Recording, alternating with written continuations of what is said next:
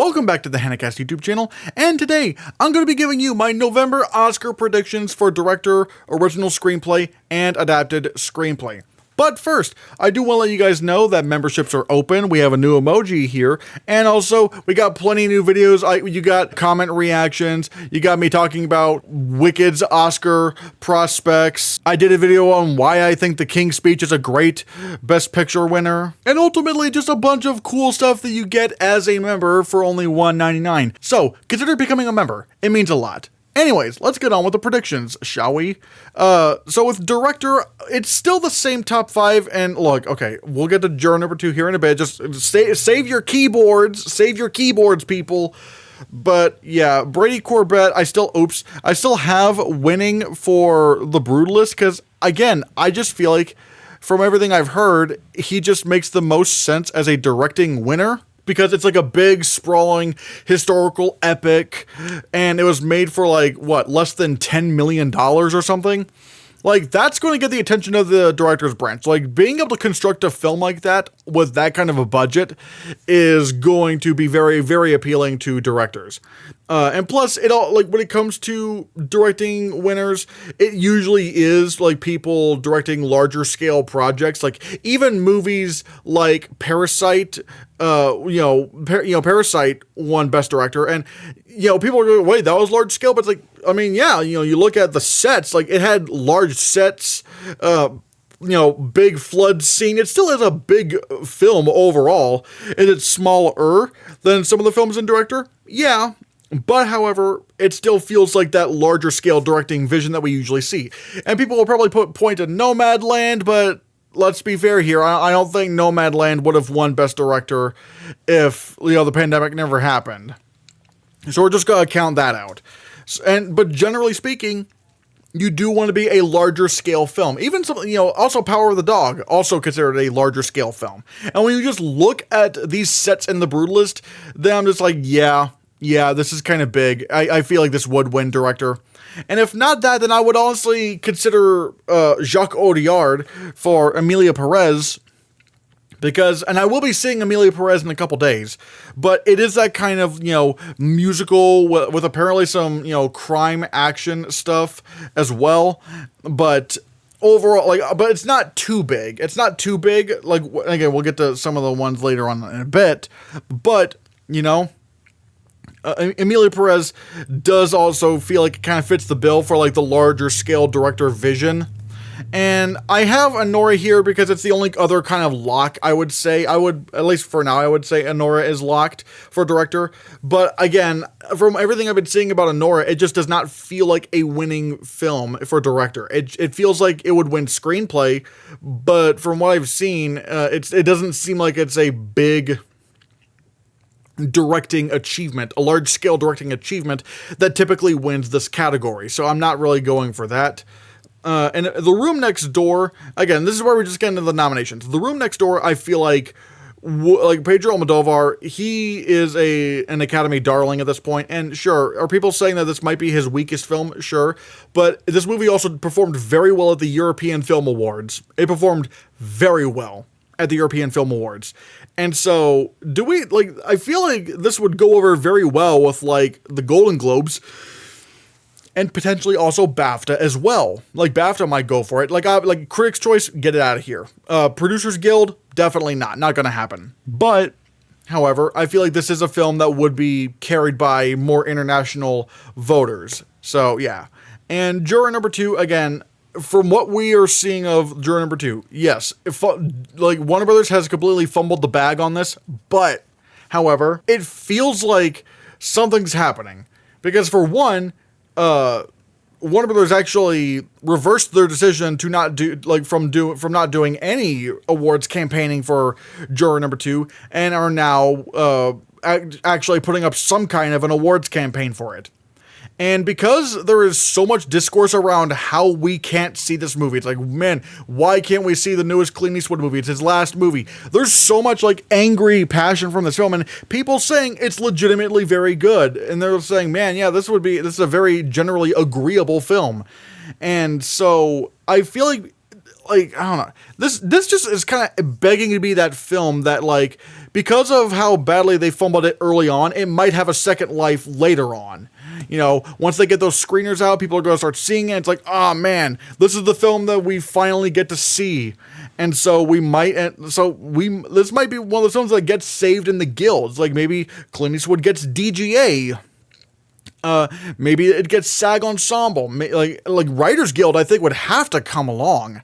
So it's not so, and at least they're trying to give it an awards campaign. Because from what I'm seeing, like, you know, if I'm not mistaken, Tenet did not have any kind of awards campaign behind it whatsoever, because Christopher Nolan opted to have the film be shown in theaters longer. But in order to do so, like, Warner Brothers went, yeah, we're not gonna campaign this film for awards. Whereas with Juror Number 2, it seems like they are trying to do it. They are going to try. And if Tenet could still manage a couple of nominations, then what does it say about a film that people really like, or at least like generally pretty much like quite a bit, which would definitely resonate well with older voters, has a lot of above the line potential.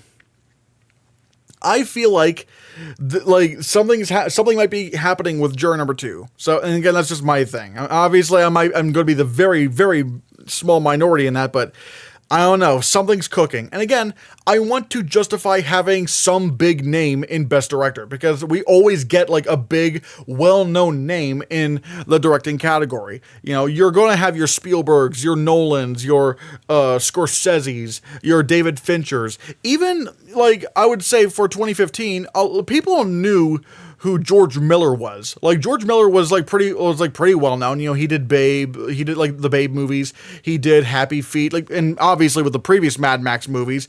So like people knew who George Miller was. I mean, obviously he's not as well known as like Christopher Nolan, but people know about him. And so I do want to keep that in mind. I want to keep that in mind with Clint Eastwood. It's like, he's kind of like the biggest name we have right here. And one could say Denis Villeneuve for Dune Part 2, but also the director's branch just does not really like the big, sprawling, you know, blockbusters in director anymore. They just don't really seem to like those kind of films. So I'm not quite willing to say Dune Part 2, even though I do think it deserves to win. I mean, my God, like, how are you going to, like, what film is going to be more directed than that? So, yeah, and I do think Dune Part 2 could still get some of the other precursors like Golden Globe, Critics' Choice, DGA, but because of that blockbuster bias, I will predict Denis Villeneuve for a directing snub. All right? And then we get to some of the other films. Mohamed Rousselov for Seed of the Sacred Fig. Again, this makes sense for a directing nomination, but I guess the reason why I don't have him in right now is because I think I feel like Juror Number 2 is going to have that late surge, and I want to have some big name in Best Director. So I can't really fit Mohamed Rousselov in there. Greg Quaidar for Sing Sing. Again, this would make sense. Could he get in at Critics' Choice or DGA? Maybe. But ultimately, I feel like it's going to be like a screenplay kind of film. Edward Berger in Conclave. He's definitely going to get some precursors. He might get the Golden Globe, he might get Critics' Choice, and he might even get BAFTA. But I have a feeling he's going to miss the DGA. I feel like he's going to miss the DGA because he just seems like that kind of filmmaker that's making more commercially appealing films rather than the auteur-driven films. So there's that. James Mangold for A Complete Unknown. Again, DGA might happen, and I do have him up here higher because I do feel like A Complete Unknown is in Best Picture. But right now, like, I don't think he gets in. Ramel Ross for The Nickel Boys. If The Nickel Boys is getting Best Picture, then it might get just Best Director. But then again, I guess I have to figure out who I would snub. Like, if Clint Eastwood does not get DGA, then I'll probably swap in Ramel Ross, unless Ramel Ross doesn't get nominated anywhere either. See, that's going to be tough. This is going to be a really tough one to figure out. Steve McQueen for Blitz. Probably not right. Man, remember when I had this at number 1 in the beginning of the year? Man. But, however, Blitz just seems to be like a nothing burger. It just seems to be like doing really nothing. Like, and people are even saying it is like Steve McQueen's weakest film by far. And so I feel like the director's branch would just not like that at all. Corley Forjat for The Substance. Man, I would only predict her if the movie got into Best Picture. But right now, I'm just not willing to go there yet. I'm not willing to go there yet with The Substance, because I just have a feeling it might just be makeup or bust. Again, I need to see the precursors. Like, how well does it do at the Globes? How well does it do at Critics' Choice? Can it get DGA? That's what I really want to look out for, DGA. Because if she gets DGA, then it's absolutely over. She's getting nominated. So, yeah. John M. Chu for Wicked. This is a new edition, actually, because Wicked seems to be doing pretty the response around Wicked is very, very, very positive, and that's fascinating. I want to keep my eye out for that, but right now I don't know. I feel like Wicked, even more so than Dune Part 2, is too much of a big blockbuster for me to consider. And same thing with Ridley Scott for Gladiator Part 2. And honestly, I think Gladiator 2 would be worse reviewed than Wicked, so I would say it has no chance whatsoever. 10 Fellbaum for September 5. I don't know. I feel like if this were to get into Best Picture, it would not get director, it would get screenplay. So there's that. Anyways, Best Original Screenplay. All right. Anora's winning. I don't think there's any contest over this. It's a pretty locked in front runner right now. The Brutalist, I think because it is like in that top 5 for Best Picture, it's safe. And this is where we get into more rocky territory with Best Picture nominees. So right now I will go with The Seed of the Sacred Fig. I feel like, that film does have very good reviews, and people do seem to like it a lot. I mean, it does have some detractors, which I feel like would keep it from winning anything, but I do feel like it has enough support to where I'm like, all right, it probably would win. No, not win. Would be nominated for at least Original Screenplay here. Juror number 2, if I have it in I have it here because it's in Best Picture, at least in my Best Picture predictions.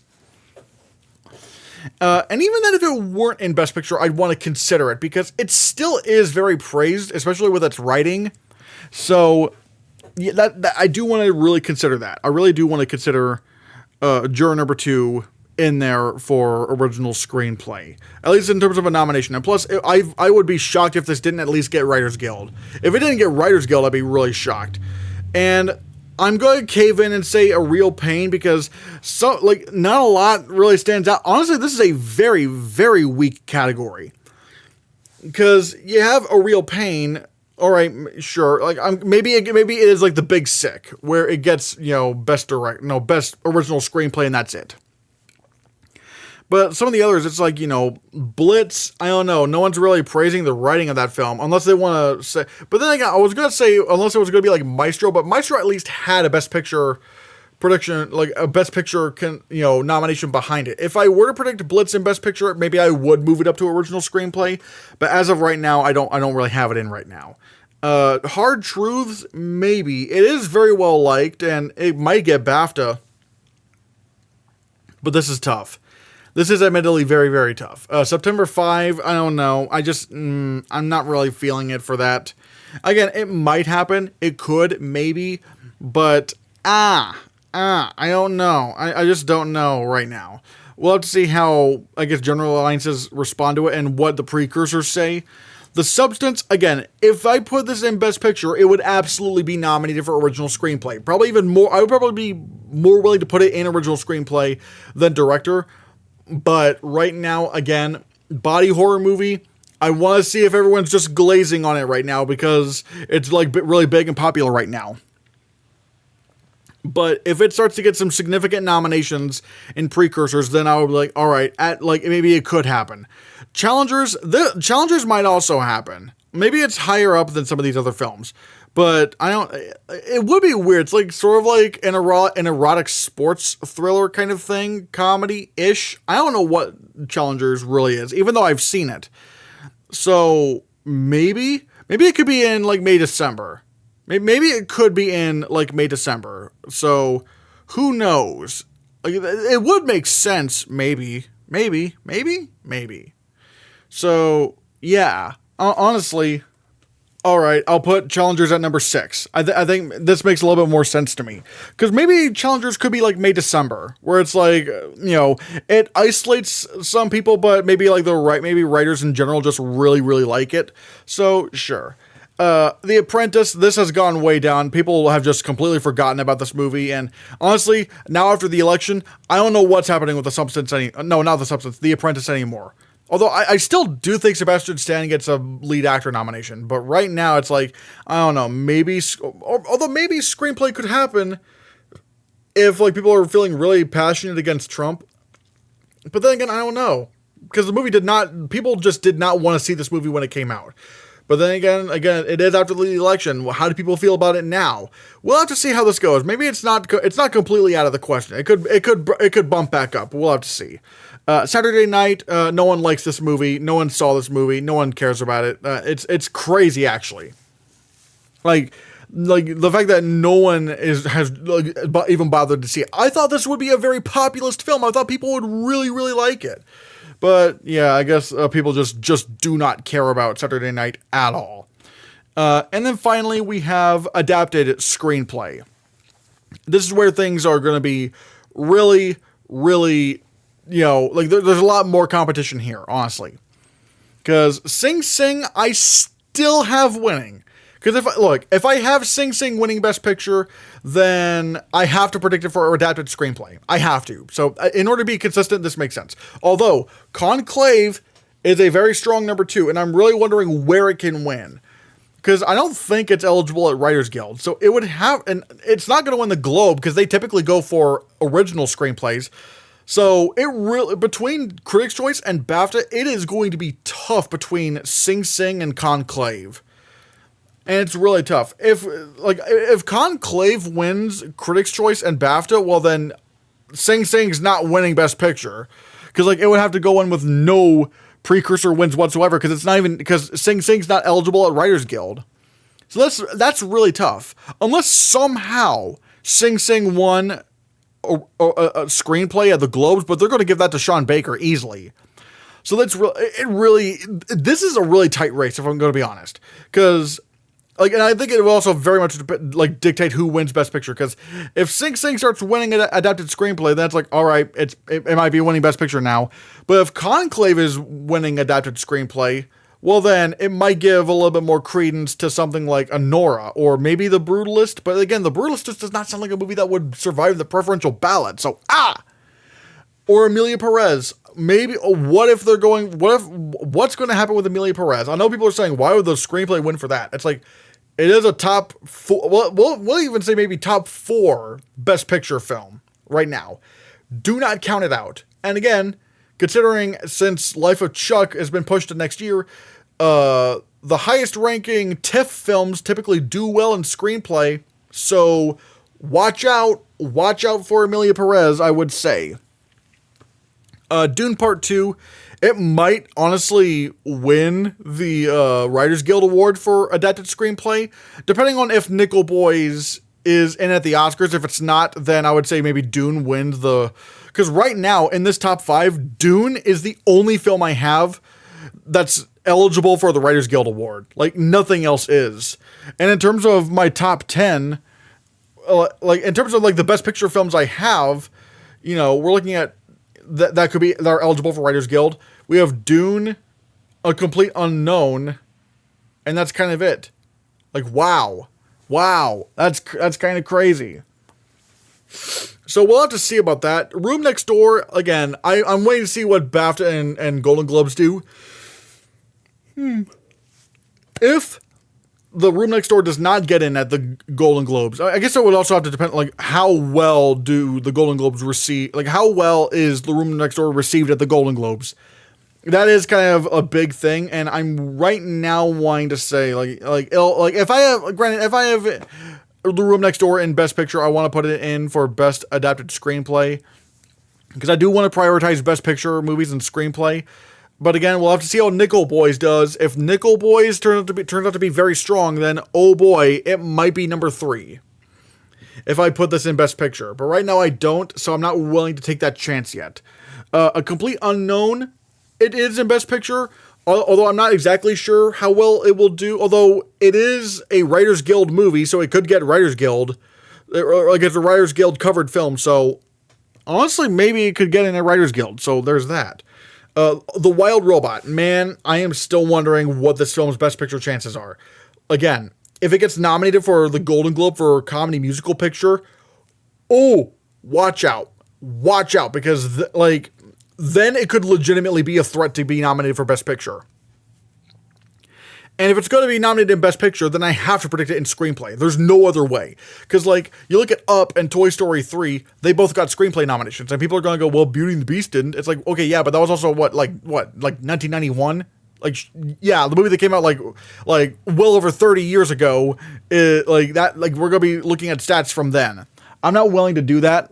I'm willing to go for the more recent stats. Yeah. And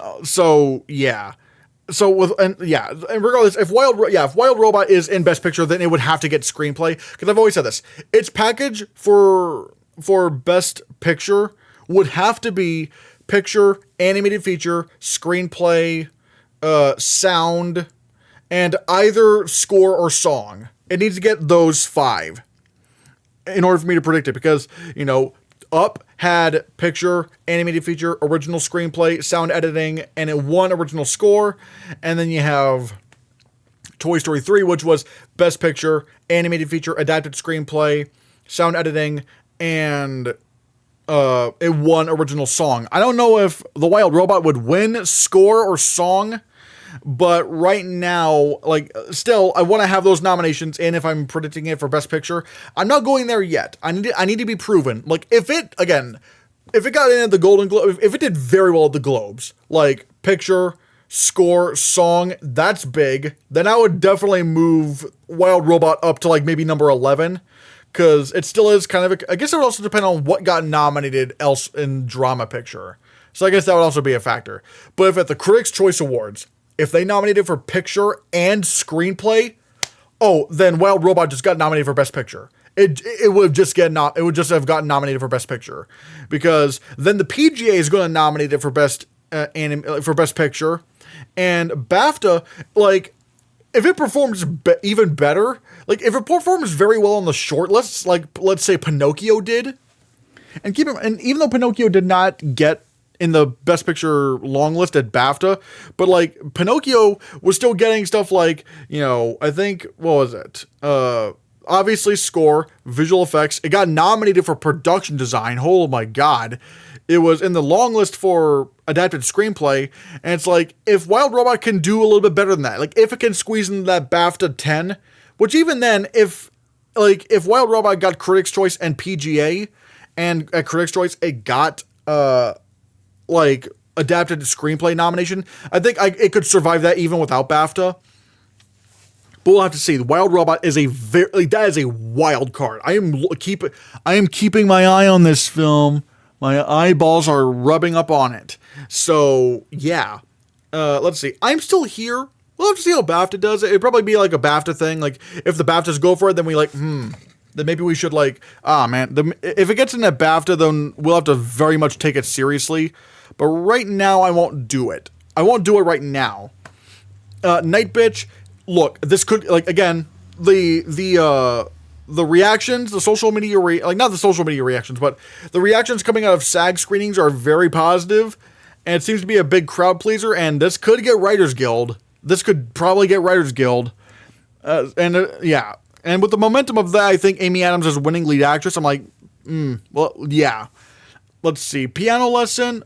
Again, I'm keeping my eye on it. It does seem to be the most cinematic of the August Wilson play adaptations, and they've gotten nominated. And this seems to be still doing very well with critics. It still seems to be a pretty good 90s spot, so we'll have to see. Maybe, or would this be Writers Guild covered? I'm not exactly sure. Hitman, this would probably almost certainly get Writers Guild nominated, but however, I do not see how anyone would put this in the Oscars for adapted screenplay, because This is a goofy comedy. All right, like this is not like this is something that would not repeat. Like if it got nominated at the Writers Guild Awards, I guarantee you it would not repeat at the Oscars. And people are gonna go, well, Borat did that. It's like, yeah, but also Borat was like a very political kind of, like the Borat movies are like very political and deal with very topical issues. Hitman just kind of looks like a good time, and I just don't think it would get nominated at the Writers Guild Awards. I just don't think that would happen.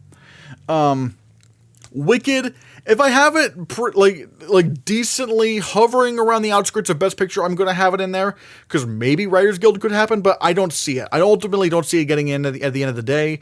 Gladiator 2 would also be Writers Guild covered, and it is sort of a big thing, but we'll have to see how that is. Queer, I don't know. It seems to be kind of dying now. It looks like it's either going to be Daniel Craig or bust, although we'll have to see. We'll have to see how the industry, if the industry responds well to it, we could maybe see something. And guys, those are my Oscar predictions for November for the director category, original screenplay, and adapted screenplay. And so, yeah, now I'm going to pass the question off to you. What are your predictions for director and screenplay at the Oscars next year? Let me know in the comments below what you think, and consider becoming, consider hitting that subscribe button. And consider hitting that subscribe button, because if you don't, maybe you'll feel wicked.